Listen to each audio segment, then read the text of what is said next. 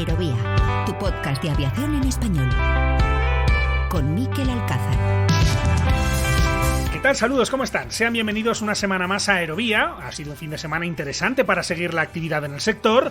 En España, mucho movimiento en el sur, particularmente en Málaga, y también en los aeropuertos de las islas, en el caso de Canarias, obviamente, con las limitaciones que provoca la erupción de La Palma, que continúa especialmente en esa isla, y según su evolución también en los dos aeropuertos de Tenerife o en el Hierro. Lo importante es que justo ahora que ha quedado atrás el verano, la temporada alta, se está notando cómo poco a poco los países siguen relajando las restricciones a los viajes internacionales y que la gente, y esto es lo más importante, está deseosa por subirse a un avión y recuperar el tiempo perdido. Sobre restricciones, de hecho, va a ser muy interesante ver qué ocurre el próximo mes en el Atlántico Norte, toda vez que en Estados Unidos se va a acabar la prohibición de entrada a los pasajeros procedentes de Europa, siempre y cuando, por supuesto, estén vacunados. Ya les contábamos en el capítulo de la semana pasada acerca del potencial problema que tienen entre manos algunas de las compañías aéreas en ese país, con el tema de la obligatoriedad de las vacunas y la resistencia de algunos de los sindicatos de pilotos. Pues bien, lo ocurrido este pasado fin de semana con Southwest Airlines puede ser muy indicativo de lo que puede ocurrir estas próximas fechas en ese país. La compañía de bajo coste con sede en Dallas se sumó a las que ya habían puesto en marcha planes de vacunación obligatorios para sus trabajadores. La aerolínea lo anunció justificándose en que por ser contratistas del gobierno federal no les queda otra opción, y eso parece haber desembocado en problemas para encontrar tripulantes para sus vuelos. A la ola de retrasos y cancelaciones que ha sufrido la compañía durante todo el fin de semana le siguió una explicación oficial a través de un comunicado de la compañía en el que Southwest echaba la culpa de sus problemas a la falta de controladores aéreos y a la mala meteorología. Pues bien, en un movimiento que no cuenta con muchos precedentes, la FAA, la Administración Federal de Aviación, respondió en Twitter negando la mayor, explicando que los únicos retrasos imputables a la FAA y a la mala meteorología tuvieron lugar solamente en una zona del país, en Jacksonville, desnudando, por tanto, que los problemas de Southwest, como insinuaron varios medios de comunicación durante el fin de semana, se deben en realidad a la acción de algunos de sus empleados para protestar contra esa obligatoriedad de la vacuna. Un fin de semana caótico, en definitiva, que, como les decía, es indicativo de lo que puede suceder y que desde luego no augura nada bueno estas próximas semanas en el mayor mercado aeronáutico del mundo.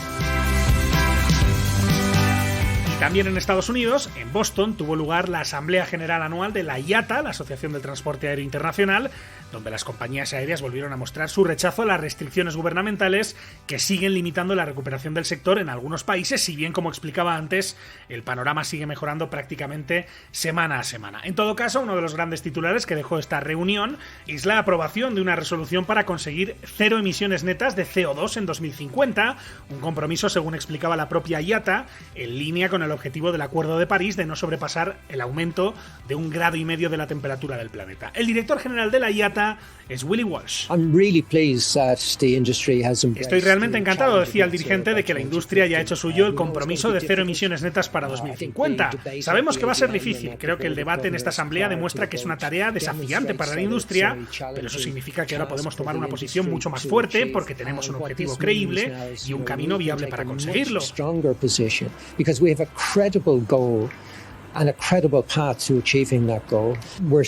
Estamos viendo señales de una recuperación sobre la que tenemos que seguir construyendo. Diría que estamos en una situación razonable y que hay razones para ser optimistas de cara al futuro, pero también tenemos que ser realistas y saber que tenemos mucho trabajo por delante.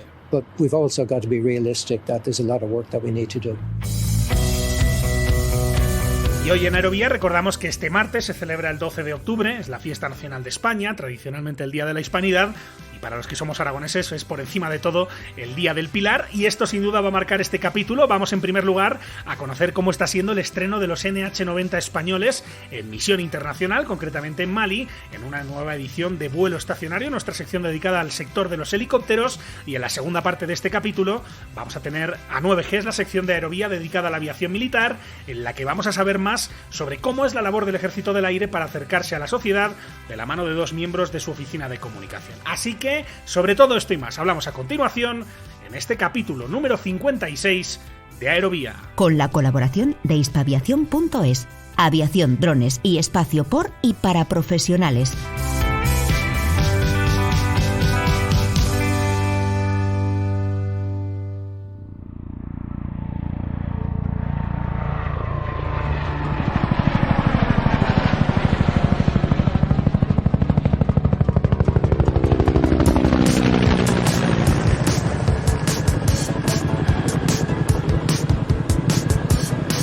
estacionario. Un repaso al mundo del helicóptero en Aerovía.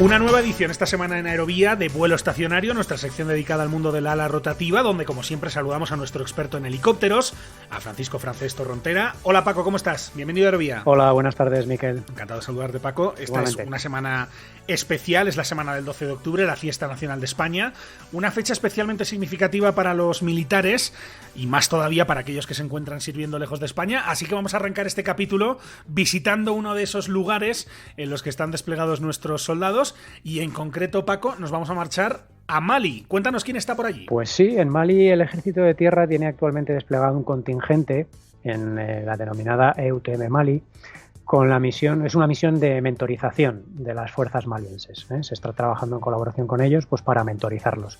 Y dentro de esta EUTM Mali hay un destacamento que se creó recientemente de helicópteros, llamado Maspuel, en el que se desplegaron tres NH-90 en lo que es el primer despliegue de este helicóptero en una operación exterior. Pues vámonos ya a Bamako, a la capital de Mali, vamos a saber cómo le está marchando a nuestros militares en ese país. Es un placer saludar al comandante Miguel Ángel Rodríguez Macías, que es el jefe del destacamento Maspuel del Ejército de Tierra Español en la EUTM Mali, en la European Union Training Mission.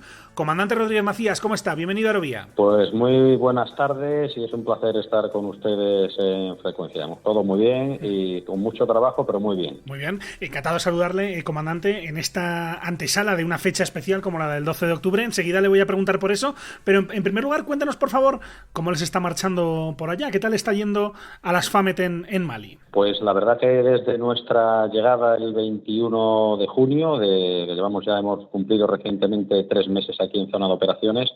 La verdad que la actividad ha ido, como se esperaba, progresivamente aumentando, puesto que obviamente la capacidad que aportamos los helicópteros aquí en zona de operaciones, al ser los únicos que había para la misión de EUTM, pues obviamente es una capacidad, un potenciador de movimientos, de rapidez y de agilidad y de evitar riesgos por carretera a los convoyes terrestres, que la verdad que obviamente nos hemos hecho ser un medio demandado. Con lo cual, pues la verdad que muy ilusionados, aportando y volando bastante, que es lo importante al final, es la mejor manera de contribuir. Comandante, ¿cuántos efectivos tiene allí a su cargo? Pues el contingente de lo que es Maspuel lo componemos 62 componentes, de los cuales 61 son de las diversas unidades que conforman las FAMET, las Fuerzas Aeromóviles del Ejército de Tierra, y uno que pertenece al Cuerpo Militar de Sanidad, que es un enfermero que suele pertenecer a otras unidades del Ejército de Tierra. En total, 62 componentes. Nos comentaba que están volando, sus servicios son demandados allí en el terreno. ¿Qué tipo de salidas están haciendo? Pues principalmente los cometidos que se nos asignaron y son los que estamos aquí llevando a cabo son el de transporte de personal que suele estar relacionado con las actividades de entrenamiento que se le realiza a las Fuerzas Armadas malienses. Esto quiere decir que lo normal en un espacio como es Mali, con unas extensiones tan amplias y una orografía y un terreno, unas carreteras tan poco, transitables, el medio aéreo nos está permitiendo llevar de una manera muy rápida pues al personal que se desplaza para, a su vez, en determinadas localidades, lo que se llaman actividades descentralizadas, permite llevar los trainers a los distintos campamentos malienses o lugares desde donde luego se proyectan para impartir esa instrucción. Esa es la principal misión y cometido. Digamos que lo podríamos reducir en la palabra transporte de personal, pero luego también aportamos otra capacidad que, gracias a Dios, no hemos tenido todavía que utilizar, pero que es una capacidad que es la de evacuaciones de bajas, no porque estén los helicópteros medicalizados, que no es el caso, pero sí porque en un caso de unas evacuaciones, vamos a decir, un tanto masivas, en caso de que hubiera alguna desgracia, pues obviamente son una serie de medios aéreos que permiten recoger a ese personal y transportarlo pues al hospital o a la formación sanitaria que correspondiera. Gracias a Dios, le digo que esta otra capacidad no la hemos puesto en práctica, pero no deja de estar disponible. Y cruzaremos los dedos para que no haya que lamentar nada en ese sentido y que ojalá no tengan que activar ese tipo de actividad allí en Mali. ¿Cuáles son los riesgos a los que hacen frente en su día a día operativo, en este tipo de traslados de personal? ¿De qué tienen que estar pendientes? Pues principalmente podríamos decir que hay dos factores fundamentales. Uno es el meteorológico, porque la meteorología, aunque a veces puede ser predecible, en Mali, en este lugar en el que nos encontramos de este centro oeste africano y con la época además en la que nos encontramos, climatológica, pues las condiciones meteorológicas pueden aparecer tormentas que pueden llevar polvo, tormentas de lluvia, con fuertes vientos y muchas veces impredecibles, con lo cual la meteorología es un factor que sí que está en los primeros a chequear antes de volar.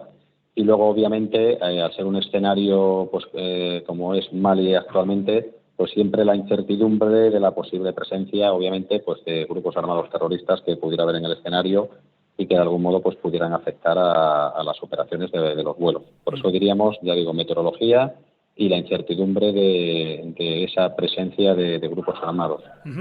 Paco Francés, preguntas para nuestro invitado. Comandante, su destacamento ha supuesto un hándicap por ser el primero y tener que crear el mismo desde cero en todos los sentidos, además de ser también el primer despliegue con el Caimán, con el NH-90.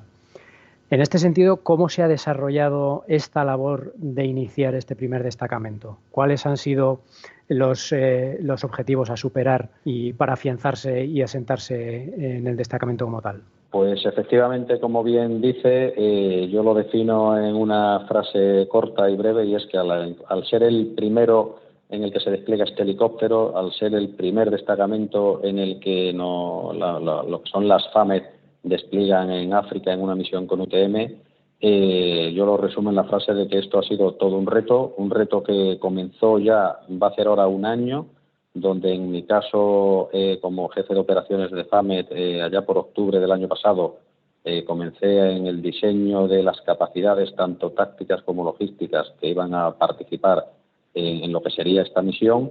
Y desde octubre pues fue un intenso trabajo, mío y de colaboradores, obviamente, para llegar al final, a marzo del 2021, a empezar ya a conformar lo que fue el contingente que hoy día nos encontramos aquí desplegado desde junio. O sea que ha sido una labor, obviamente, de mucho tiempo e incluso en casos de predecesores, puesto que hay pequeños detalles que incluso en años anteriores ya veníamos analizando y estudiando para que cuando llegara esta misión, como podía haber otras, pues pudiéramos llevar mucho terreno por adelantado.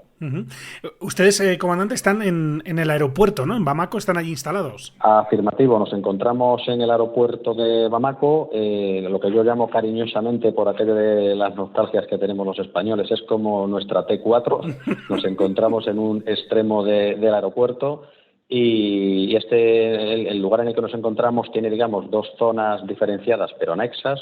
Una es la zona aeronáutica, que es el hangar donde tenemos las 3 aeronaves en unas condiciones formidables, un hangar pues bastante adecuado para nuestras actividades, y anexo a ello se encuentra lo que es un campamento de lo que es la organización internacional MINUSMA, que es la que se dedica pues a una organización de estabilización de la ONU que hay también aquí en Mali, y dentro de ese campamento, pues al igual que otros contingentes, nos encontramos nosotros, con lo cual pues la verdad que además de nuestra labor propia y específica de aeronáutica que llevamos aquí en Mali, pues tenemos también la experiencia que estamos recibiendo y el intercambio, que siempre es un placer, de otros países, como son alemanes, belgas, que se encuentran aquí alojados y que participan, aunque en otra misión, pero que al final en el día a día pues compartimos experiencias y eso siempre es motivador y aprendizaje.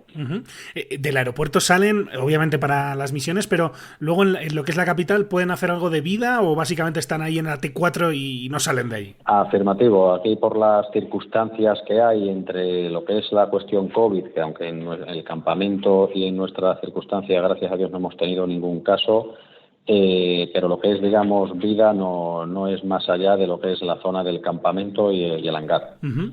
Y ahí lo mencionaba, comandante, hay otras nacionalidades también, porque esto es una misión internacional donde también intervienen otros países aliados. ¿Cómo es esa convivencia? ¿Cómo se van manejando con ellos? Supongo que también hay trabajo coordinado con ellos, ¿no? Donde intervienen también otras nacionalidades. ¿Cómo va eso en el día a día? Pues en el caso este concreto, el personal al que me refiero precisamente no es que pertenezca a EUTM, que es una misión internacional, pertenece a MINUSMA, que es otra misión internacional distinta. Digamos, ellos se dedican a hacer estabilización, nosotros hacemos lo que es training, entrenamiento, pero las relaciones realmente son, como siempre, formidables, porque con muchos de ellos ya en nuestro día a día en Europa, pues allí también colaboramos en distintas actividades entre países, ejercicios, etcétera. Y sobre todo lo que hay es una enorme camaradería, un apoyo tremendo, incluso en las cuestiones profesionales, pues lo de siempre, cuando a alguien le falta algo y otro le puede echar una mano, pues se echa. Y luego, por supuesto, pues en los pequeños ratitos libres de los pocos que tenemos, pues siempre pequeñas cosas como pueden ser actividades de ocio que podemos organizar aquí muy limitadas, obviamente en el campamento, pero siempre las compartimos y siempre tenemos pues un buen momento para echarnos unas risas y entre todos compartir por lo menos momentos y experiencias agradables. Uh-huh. Ahí me imagino que en el aeropuerto de Bamako verán diferentes medios aéreos también de otros países. Supongo que allí el haber llevado NH-90, el helicóptero más moderno, más nuevo en este caso del Ejército de Tierra, pues como que, oye, uno puede presumir, ¿no? Supongo que también se llevará las miradas, ¿no? Porque es un elemento muy atractivo, ¿no? Para poder tener allá y tenerlo trabajando a pleno rendimiento. Pues así es, la verdad que para nosotros en especial, pero para toda España, digamos, de manera general, se debe de entender como un orgullo que hayamos sido capaces de desplegar pues uno probablemente de los helicópteros más modernos que hay hoy día en el escenario internacional. Tenerlo aquí desplegado y viéndole volar por aquí con nuestra escarapela española, pues siempre es un orgullo para todos los españoles. Y efectivamente pues no deja de ser una envidia sana, ¿no? La que otros países que nos ven perciben pues cuando nos ven a nosotros operando estos helicópteros, porque como dije al principio pues ha sido un reto. Hay otros países que aún pudiendo tener este medio, pero bueno, pues no han tenido quizás o el arrojo o el planeamiento y la decisión suficiente para poder traerlo y operarlo, ya digo, de una manera muy racional como estamos haciendo nosotros y sacándole un buen partido para la misión EUTM. Uh-huh. Paco, ¿más preguntas para nuestro invitado? Sí, antes, comandante, hacía alusión a las condiciones meteorológicas de Mali. Y efectivamente es un país que además de esas condiciones meteorológicas tiene unas climáticas muy concretas, con un factor de repercusión muy elevado para los helicópteros. Hablamos especialmente de elevadas temperaturas que provocan elevadas altitudes de densidad y zonas áridas con polvo en suspensión y demás. En este sentido, ¿qué operatividad están manteniendo para el desempeño de su misión? Pues la verdad que es que para lo exigente, efectivamente, como comenta, que es el escenario, como ya preveíamos, en cuestiones climatológicas y ambientales, la verdad que el rendimiento que estamos obteniendo aunque tenemos 3 helicópteros aquí, lo que estamos es planeando siempre el aportar 2 a las misiones, digamos que para tener un tercero a modo de mantenimiento, hacer mantenimiento correctivo, etcétera. La verdad que el rendimiento está siendo muy bueno. Las aeronaves, el potencial de vuelo que traíamos previsto volar cada mes se está volando, es decir, que es una aeronave que no nos está fallando y estamos consiguiendo mantener de manera pues a un 99% siempre 2 helicópteros disponibles para cumplir las misiones.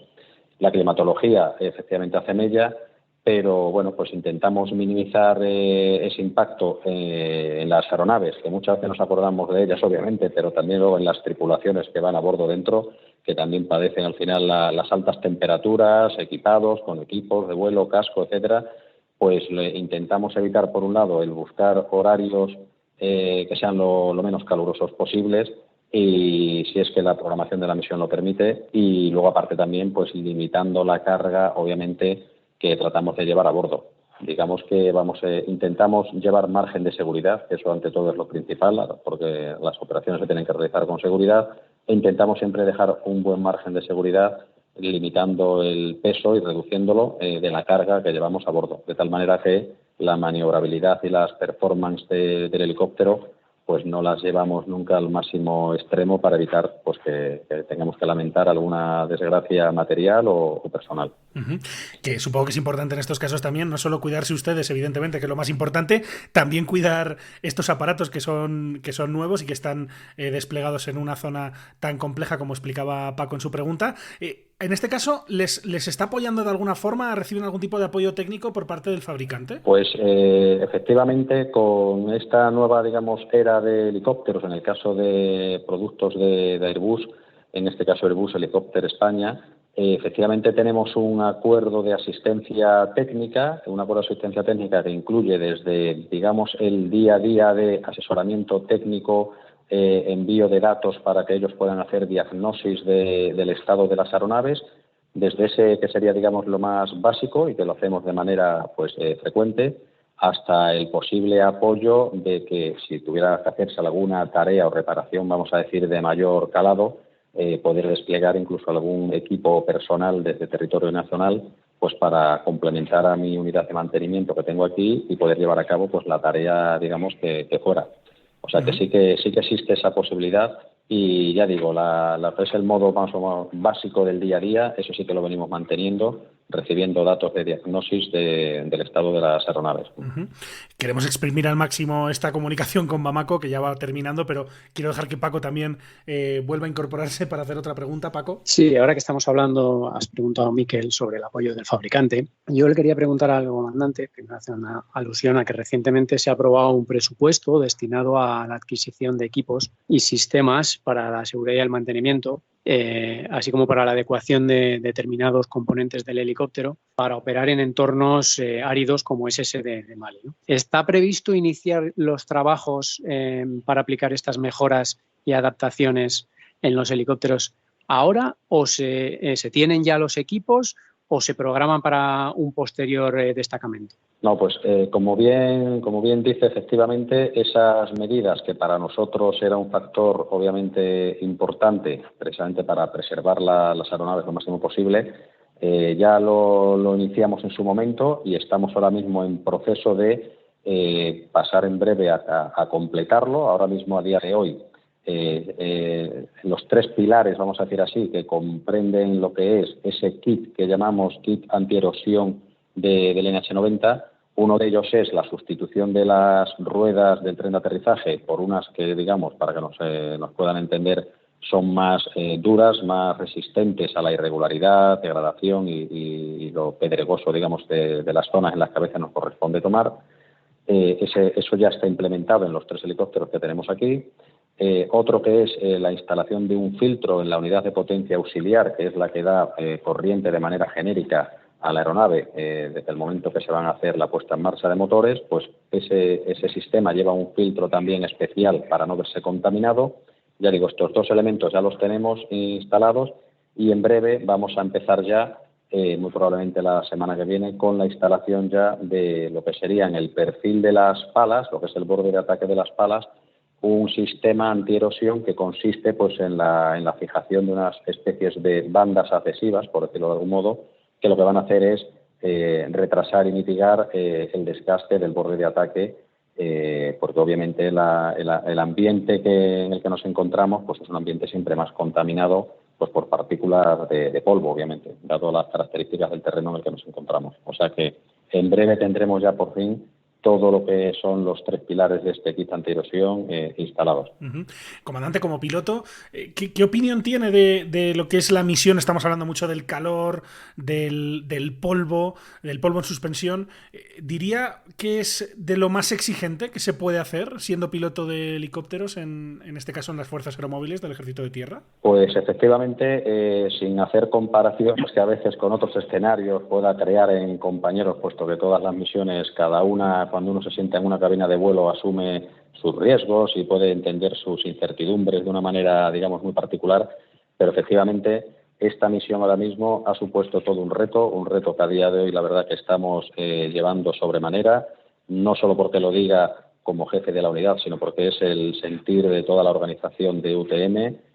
Así me lo traslada a diario el Mission Force Commander, que es el jefe de la misión, la satisfacción que tiene de nuestro buen quehacer, que no es más que el buen quehacer de cada uno de los 62 componentes que yo tengo el honor de mandar, y especialmente todo lo que es la parte de planeamiento de misiones, todo lo que es la parte de la unidad de mantenimiento, que tienen una dedicación exquisita, que son los que pues obviamente están en el día a día velando porque la aeronave esté en las mejores condiciones, y por supuesto la unidad de vuelo, operando luego la aeronave y siempre mimándola para que tratemos de desgastarla lo mínimo posible. Uh-huh. O sea que ahora mismo la verdad que todo muy satisfactorio, sí. Uh-huh. Volar equipados con ese calor, me imagino que, bueno, uno se acostumbra a sudar, pero ¿el cuerpo se adapta o es igualmente insufrible aunque pasen las semanas? No, la verdad que al final, como todo, el cuerpo se adapta. Cada uno luego lo lleva de su manera, pero sí que este fue un factor que en el tiempo de preparación, en el mes anterior a nuestro despliegue, ya empecé a trabajar expresamente con nuestro personal, porque no solamente el personal que vuela, el personal cuando nos encontramos en hangares o realizando tareas que a veces hay que hacer al aire libre, como puede ser el personal que se dedica a hacer repostaje, tareas de contraincendio, etcétera, el trabajar con el calor y la sensación no voy a decir de asfixia, pero de este ambiente polvoriento que nos encontramos en muchas ocasiones, pues la verdad que es algo que hay que ir trabajando, adaptarse a ello, y aunque siempre, bueno, pues que a cada uno le lleve el tiempo que le lleve, pero al final se acaba uno, como no, adaptando a ello. Uh-huh. Los primeros días fueron un poquito más sudorosos, como yo digo, y ahora pues poco a poco el personal se encuentra mucho más cómodo y más adaptado. ¿Qué pide el cuerpo después de esto? ¿Volver a las misiones de entrenamiento en el Pirineo, por ejemplo, por Santa Cilia en invierno? ¿O no? Pues la verdad que aunque sea, digamos, no sé, se puede entender como una broma, la verdad que como nos ha tocado pasar desde aquí lo que es el verano en España con nuestra familia, pues en las conversaciones que teníamos con ellos, la verdad que la envidia de cuando te comentan que se están dando un baño en la playa, te quedas efectivamente con las ganas de poder darte un baño en una buena playa, o al menos un pantano o un río donde cada uno pueda, porque desde luego el calor que seguro que han pasado allí, aquí también lo hemos estado pasando con creces. Uh-huh. ¿Cuál es el calendario, comandante? ¿Hasta cuándo está previsto que estén por allí? Pues esta misión, en principio, la aportación española se entendió en su día que será al menos para un par de años. Obviamente depende de otras decisiones, se podrá prorrogar si se considera, es decir, que al menos la misión en sí de helicópteros está planificada para lo que sería el verano del 2023. En mi caso concreto, el contingente, rotaremos con unos nuevos compañeros a partir de noviembre, finales de noviembre de este año. Es decir, que nuestro relevo llegará a finales de noviembre, tendremos aquí un periodo de intercambio de experiencias con ellos, les adaptaremos para que, en fin, conozcan pues toda la experiencia que ya tenemos, y la verdad pues que será un privilegio. Nosotros no tuvimos, obviamente, al ser la primera rotación, nadie que nos trasladara de alguna manera experiencias, porque fuimos una rotación, como se denomina, auténticamente expedicionaria, puesto que no había precedente. Pero bueno, será un placer para nuestros compañeros dejarles, como solemos decir, la mesa lo mejor servida posible para que su labor aquí pues sea continuista y mejorable en todo lo que puedan. Claro que sí.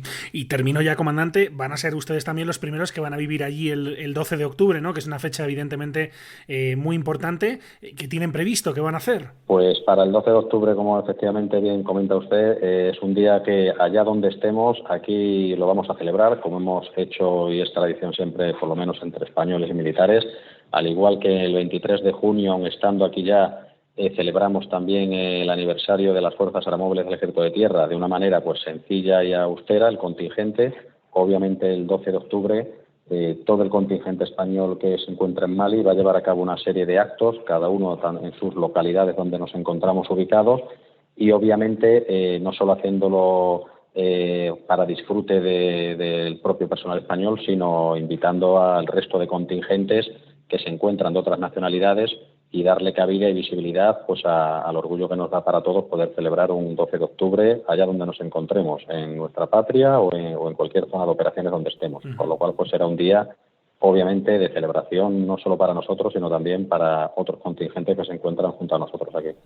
Pues será sin duda una celebración bien merecida, sobre todo después del año y medio que llevamos de pandemia, para todos los militares españoles, especialmente para aquellos que están desplegados en el extranjero. Es el caso de este destacamento Maspuel del Ejército de Tierra Español, que participa en la EUTM de Mali, en la European Union Training Mission, allí en ese país, cuyo trabajo hemos podido conocer mejor de la mano del jefe de ese destacamento, del comandante Miguel Ángel Rodríguez Macías. Comandante, de nuevo, muchísimas gracias por atender a Aerovía desde Bamako, que vaya todo muy bien por allá y hablamos ya a su regreso. Un saludo. Pues muchísimas gracias, un saludo a todos ustedes y nada, pues un placer, el orgullo de que todos los españoles podamos ver nuestra bandera y escarapela por aquí volando en este espacio aéreo maliense. Claro que sí. Un placer y buenas tardes. Gracias, un saludo.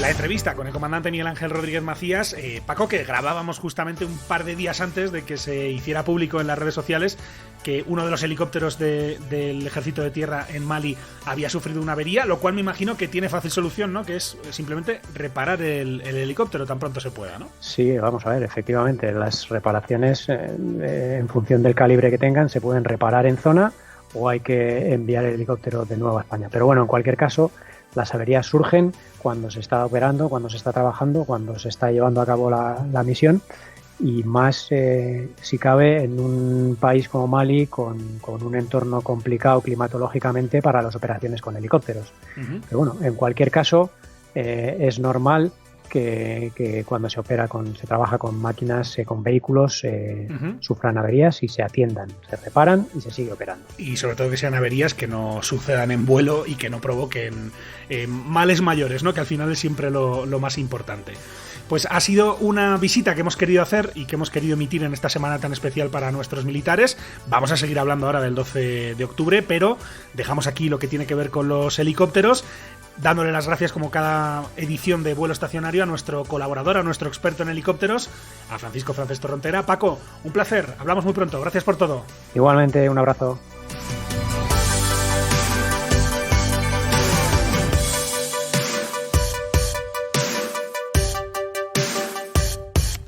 ¿Quieres contactar con nosotros? Escríbenos a info@aerovia.net.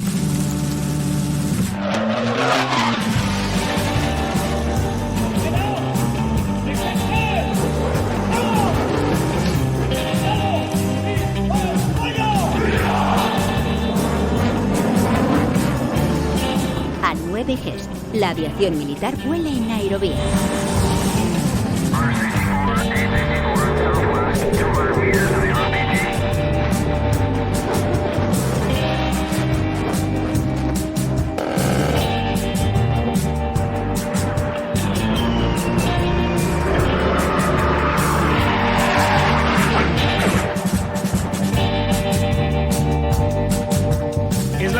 Ya la conocen muy bien. De A9G es nuestra sección dedicada al mundo de la aviación militar, donde en cada edición damos la bienvenida a Luis Martín Crespo de Hispaviación. Hola Luis, ¿cómo estás? Bienvenido a Aerovía. Hola Miquel, muy buenas tardes. Encantado de saludarte, Luis. Estamos contando que esta es una semana especial para los militares españoles, es el 12 de octubre, el día de la fiesta nacional, que este año, Luis, va a ser quizá todavía más especial, porque en 2020, recordemos, la pandemia impidió que se pudiera festejar como es habitual esta fecha tan importante, y en esta ocasión la mejora de la situación va a permitir, entre otras cosas, que vuelva el desfile militar al Paseo de la Castellana, a la Plaza de Lima de Madrid, Luis. Sí, como dices tú, efectivamente el año pasado no se pudo realizar y este año, por lo que hemos podido contemplar a través de los ensayos que se han realizado en el cielo de Madrid, va a ser un desfile muy grande y que estoy seguro que va a tener un éxito tremendo. Desfile, como siempre, terrestre, también desfile aéreo. Estos días, de hecho, hemos visto en las redes sociales, como bien decías, Luis, fotografías y vídeos de los preparativos para ese desfile aéreo. Ojalá que, por cierto, se cumplan las buenas previsiones meteorológicas para esa mañana en Madrid. Y allí, Luis, además de helicópteros como el Chinook, el NH-90 o los colibríes de la patrulla ASPA, también veremos a la fija, que es lo habitual en estos casos. En definitiva, una muy buena representación de las aeronaves de las Fuerzas Armadas. Sí, efectivamente va a haber bastantes tipos distintos de aviones, tanto desde cazas como por ejemplo los Eurofighters del ala 11, del ala 14, va a haber F-18s del ala 12 y del ala 15, va a haber, curiosamente, va a haber Harriers de la 9ª Escuadrilla de la flotilla de la Armada. Va a haber, por supuestísimo, el A400M del ala 31, los Casa 295 del ala 35, en fin, un auténtico despliegue aéreo que va a asombrar a más de uno. Pues de cara a este 12 de octubre vamos a escuchar un fragmento del mensaje que dejaba la ministra de Defensa del Gobierno de España.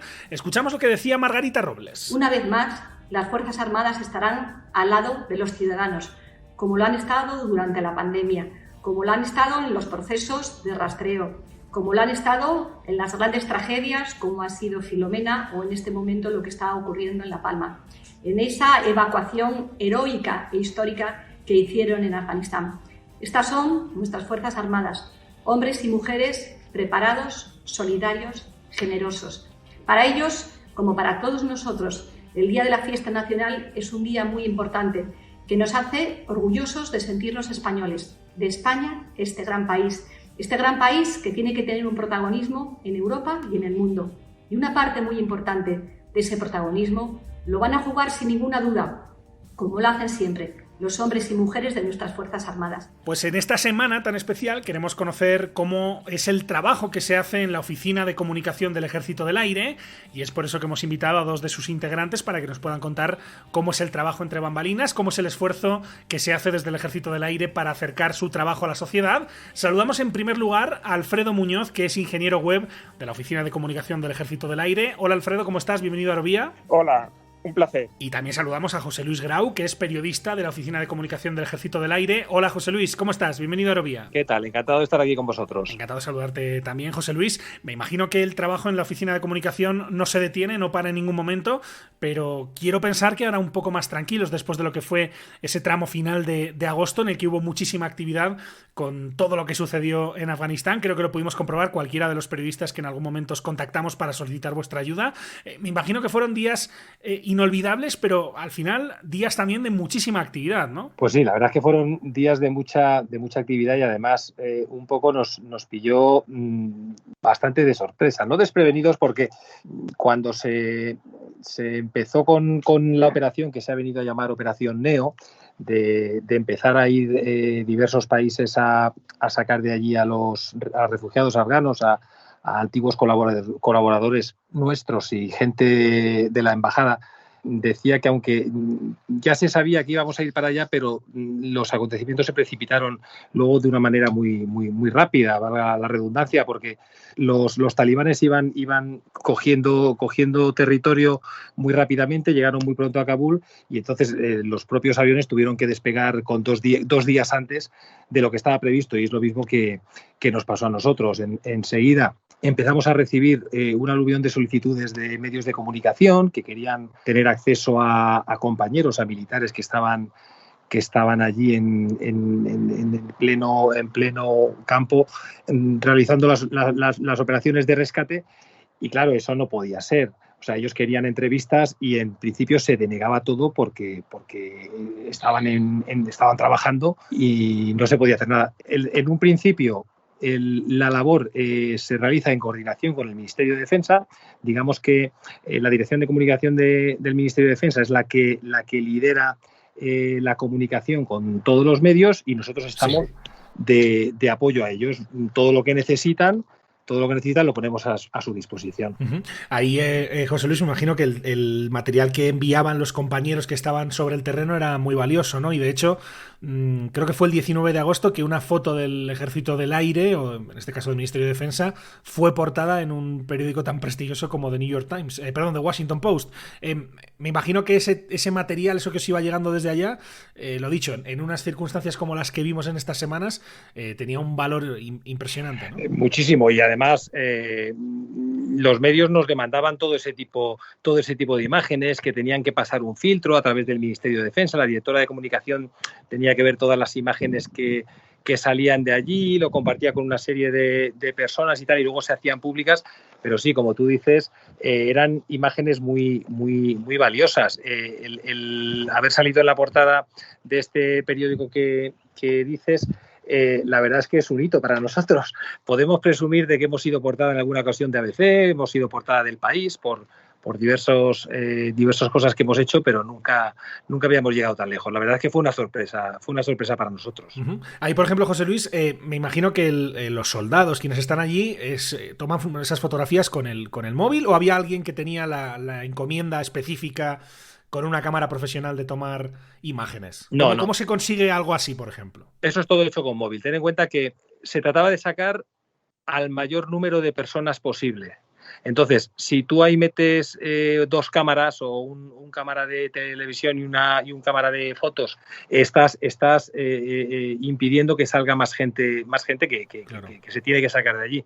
Entonces, eso era todo con teléfonos móviles de la gente de Leada, de la gente de la 31, que eran los que estaban llevando a cabo la operación. En Leada, por ejemplo, había un grupo de ellos que estaban en Dubái, y luego unas muy famosas que salieron eran en el propio aeropuerto de Kabul, que había otra gente destacada allí, desplegada allí, pero todo con móviles de compañeros. Luego nos lo hacían llegar y ya te digo, pasaba una serie de filtros, lo miraban, y lo que se podía lo que se autorizaba se mandaba a los medios para que ellos también pudieran un poco contar lo que se estaba viviendo allí, que la verdad es que se trabajó en condiciones muy complicadas.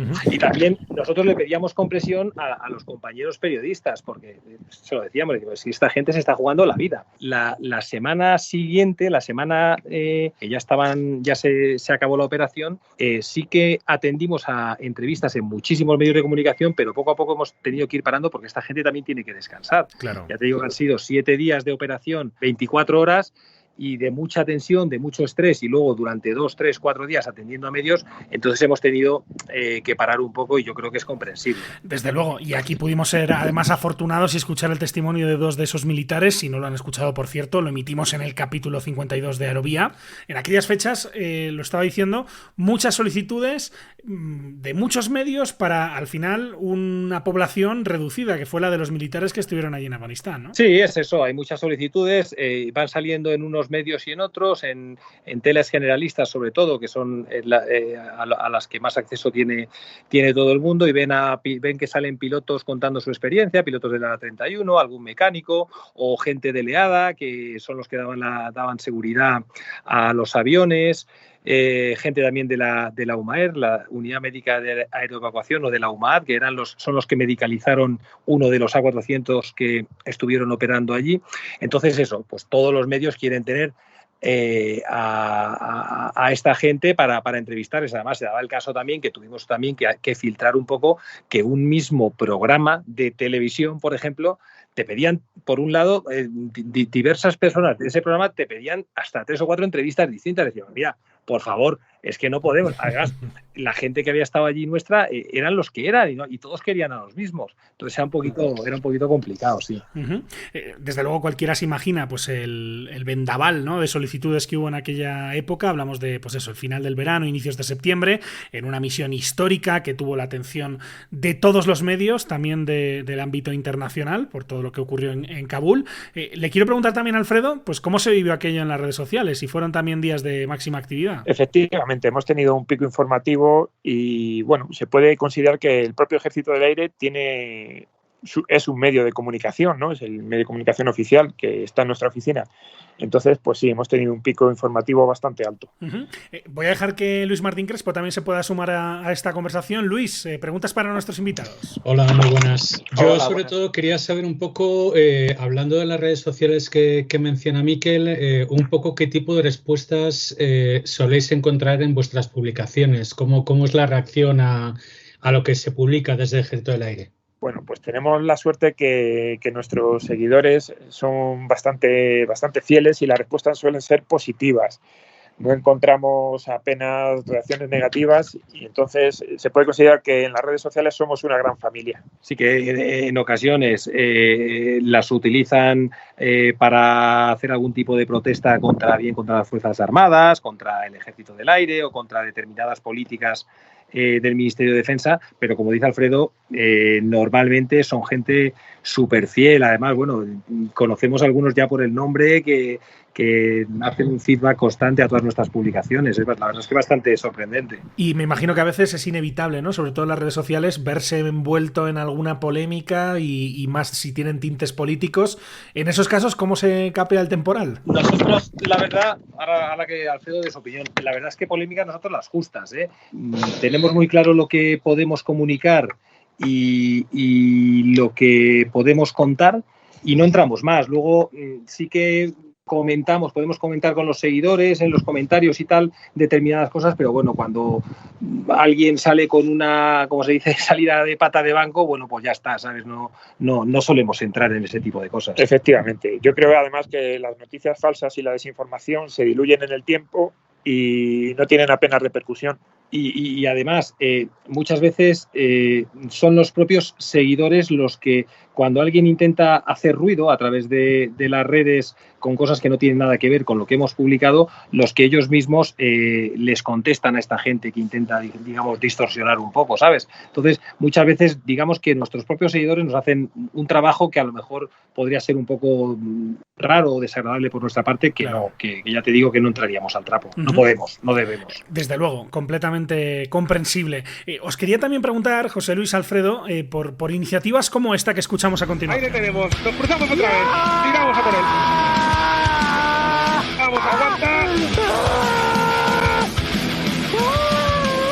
Vamos, aquí como te dije, aquí nos da igual dónde está el cielo y dónde está la tierra.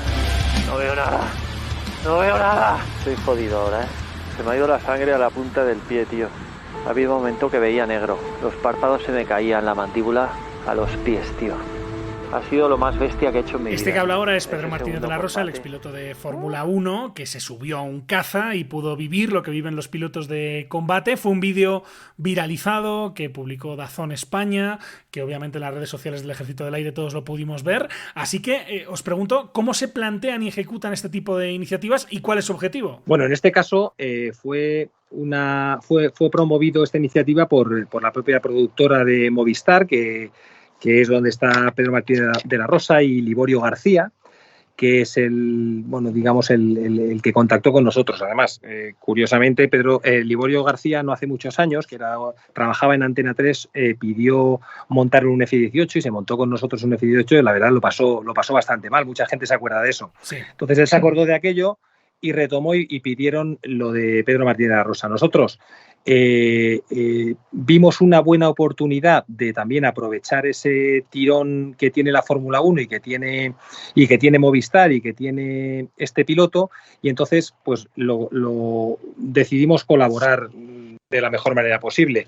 Hicimos varias reuniones y vimos cómo se podía encauzar esto. Entonces ellos querían grabar un poco la preparación del piloto, o en este caso de Pedro. Entonces lo llevamos al CIMA, donde pasan reconocimiento médico de los pilotos para someterle a una serie de pruebas para las que tiene que estar capacitado. El Centro de Instrucción de Medicina Aeroespacial. Exactamente, ¿no? Correcto. No soy militar, pero se me queda el tema de los militares de utilizar tantas siglas. Lo llevamos un par de veces ahí al CIMA y las pasó, por supuesto, bastante bien, y luego ya quedaba ir a Albacete, a la base aérea de los Llanos, a que subieran en Eurofighter. Ya te digo, ellos querían que Pedro viviera la experiencia y transmitirlo a todos sus televidentes, digamos, y nosotros nos pareció una iniciativa buena y algo que también nos podía dar algo de rédito, haciendo difusión de todo ello en nuestras redes. El CIMA, que por cierto es el Centro de Instrucción de Medicina Aeroespacial, como bien apuntabais, del que hicimos una entrevista muy interesante en el capítulo 49. Aquí meto la cuña también para que si algún oyente no lo ha oído, en el capítulo 49 hablamos con su directora, con la coronel médico María Rosa García Toledano, y nos explicó muy bien lo que hacen allí en el CIMA, y sin duda es un lugar muy interesante para conocer más de lo que hace el Ejército del Aire. Aquí, en todo caso, lo que estamos buscando, entiendo también, es que la audiencia, el público general, sobre todo el que no tiene una relación directa ni indirecta con el Ejército del Aire, sino que lo ve como algo más lejano, pueda ponerle cara, pueda ponerle rostro, no solo a las personas que están ahí trabajando, a las personas que estáis ahí, sino también a lo que se hace, ¿no? Que en muchos casos tiene un grado alto de tecnificación. Hay puestos dentro del Ejército del Aire que son muy complejos y que exigen una serie de habilidades que no cualquiera tiene, ¿no? Y supongo que eso también, a través de la comunicación, es interesante siempre mostrarlo, ¿verdad? Efectivamente, acabas de poner el dedo en la llaga, ya que uno de nuestros objetivos como oficina de comunicación es acercar al Ejército del Aire a los ciudadanos. El Ejército del Aire, en principio, pues es difícil, ¿no? En estas operaciones de ayuda humanitaria que hay es cuando tiene más visibilidad, porque estamos más cerca de los ciudadanos. Pero, por ejemplo, en uno de las misiones del Ejército del Aire, que es la vigilancia del espacio aéreo, pasa mucho más desapercibido, y así como el trabajo de muchísimos especialistas que están en las bases aéreas y en los cuarteles generales. Entonces, ese es uno de nuestros objetivos, acercar lo que pasa en el Ejército del Aire, el día a día, al ciudadano. Claro, es muy fácil vender lo que dice Alfredo, lo que hemos hecho en Afganistán ahora, y es muy fácil vender cuando un piloto se sube a un Eurofighter o a un F-18, pero todo lo que hay detrás es mucho más difícil. Lo que decía él de vigilancia del espacio aéreo, pues por ejemplo, no sé si recordáis el incidente de Air Canada. Sí, perfecto. El avión de Air Canada, sí, que salió un F-18 del ala 12 el avión tenía problemas con el tren de aterrizaje y salió un F-18 del ala 12 para ver lo que le pasaba al tren de aterrizaje e informar a los pilotos del avión civil del problema que tenía. Pues todo eso, para que salga ese avión, ese F-18, hay mucha gente detrás, hay muchas unidades que están pendientes de todo eso. Para que salga un avión, porque hay una amenaza al espacio aéreo, tiene que haber gente vigilando ese espacio aéreo. O sea que tratamos de intentar contar que detrás de que un piloto vuele hay mecánicos y hay toda esta gente detrás. Eso que lo vimos también, además, hace no mucho en el Báltico, ¿no? Con esa rueda de prensa interrumpida. Y os quería preguntar también si no tenéis la impresión de que incluso en el propio sector, ¿no? Porque la audiencia de Aerovía principalmente la compone gente que trabaja de algún modo o que tiene una relación con el sector del transporte aéreo, pero no sé si tenéis la impresión de que incluso en el propio sector, tal vez en la parte civil, por ejemplo, hay muchas cosas de las que se hacen en el Ejército del Aire que pues no se conocen o no se comprenden. No sé si esa impresión también os llega en algún momento. Sí, incluso muchas veces dentro del propio Ejército del Aire.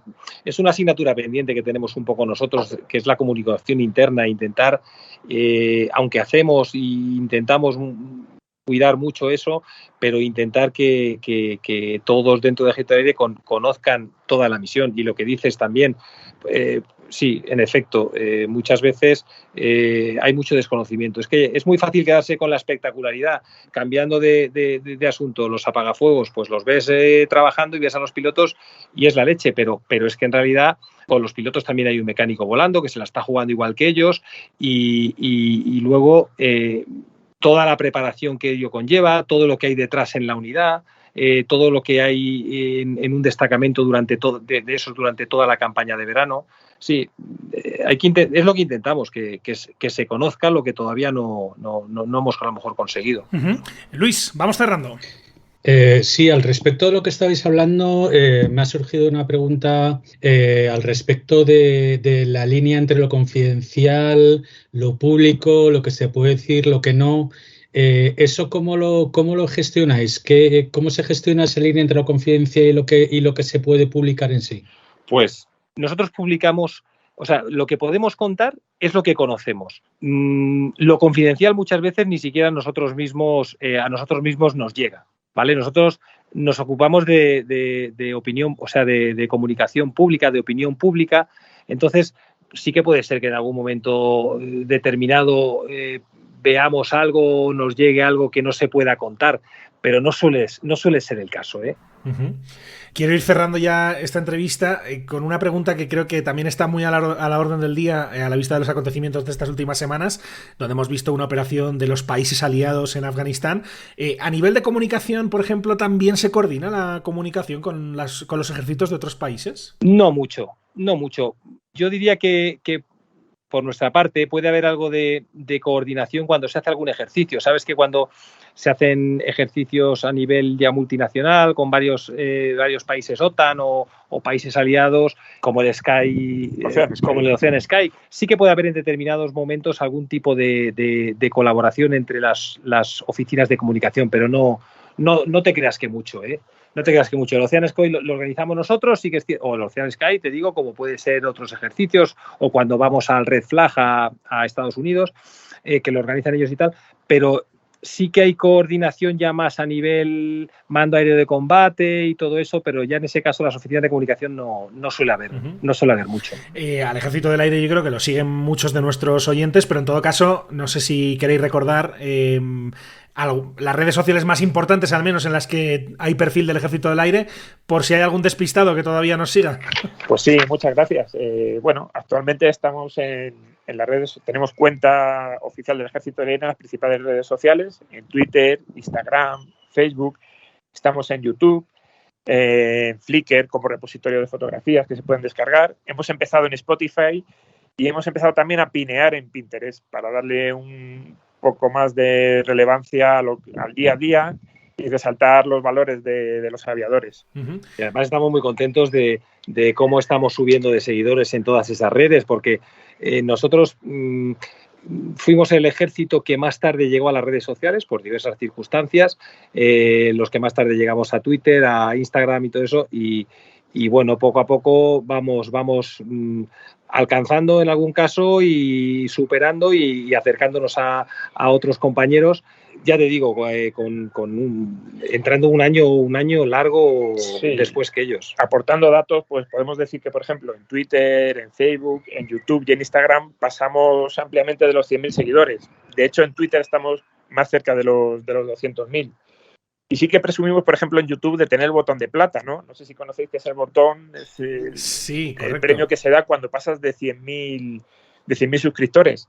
Entonces, pues hace unos meses lo conseguimos y yo creo que con cerca de 500 vídeos podemos decir que es el canal de YouTube más potente entre las fuerzas aéreas del mundo. Y de hecho, déjame, Alfredo, que diga que a partir de aquello que yo leí a través de Manuel Ángel Cuenca fue como surgió un poco la idea de esta entrevista hace ya unos meses, que finalmente la hemos podido hacer ahora, y de hecho un saludo también a Manuel Ángel porque ha estado detrás también de la preparación de esta entrevista, para dar a conocer un poco la labor que se hace desde comunicación del Ejército del Aire, que por cierto me estabas dejando un poco la idea ahí pendiente de preguntaros si...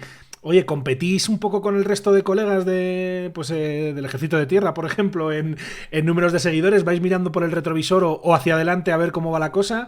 ¿Se compite o no se compite? ¿Hay competencia sana o no? Oficialmente, no. Hombre, pero siempre nos gusta, pues por ejemplo, íbamos por detrás de la Armada en Instagram y cuando les superamos, pues nos gusta, pero en cualquier momento nos pueden pasar otra vez ellos y luego ahí sí que te puedo decir que entre las oficinas de comunicación de cada uno de los ejércitos y del EMAD y del Ministerio de Defensa y todo, la verdad es que hay muy buen rollo entre todos, nos conocemos y colaboramos, y si nos piden a nosotros un medio, algo que nosotros consideramos que alguien de tierra lo puede atender mejor, se lo pasamos. O sea, la verdad es que no, lo que te ha dicho Alfredo, oficialmente no, y además que hay muy buen rollo y nos llevamos todos muy bien. Sí te podemos decir que la Oficina de Comunicación del Ejército del Aire es la más joven y estamos en continuo crecimiento. Es decir, tratamos de optimizar los procesos de comunicación, de extenderlo a nuevas redes sociales y estamos en una maduración continua de estos procesos de comunicación hacia los ciudadanos. Y bueno, ya sabéis que en esto de las competiciones a veces se dice que los últimos serán los primeros, ¿no? Así que quedémonos con eso y seguramente todo irá creciendo y seguiréis ganando seguidores. Nosotros pondremos nuestro pequeño granito de arena, sobre todo por dar a conocer esas cosas, esa a veces cara B del Ejército del Aire, eso que no se ve, pero que también es muy importante de lo que se hace en el día a día del Ejército del Aire, y por eso en esta sección en A9Gs vamos a seguir obviamente molestando a los colegas de la Oficina de Comunicación del Ejército del Aire, trayendo cada vez que hagamos esta sección nuevos temas, nuevos protagonistas, tratando un poco de que nuestros oyentes y en general todo el mundo que escuche Aerovía pueda conocer mejor la labor que hace desde el Ejército del Aire. Ha sido un placer poderlo conocer de la mano de dos de los integrantes de esta Oficina de Comunicación del Ejército del Aire, de Alfredo Muñoz y de José Luis Grau. Muchísimas gracias a los dos y muchos éxitos, que serán los de todos nosotros. Gracias a vosotros. Gracias a vosotros y por supuesto no es molestia, es un gusto estar con vosotros. Gracias, un saludo, que vaya todo muy bien. Un saludo. Un saludo.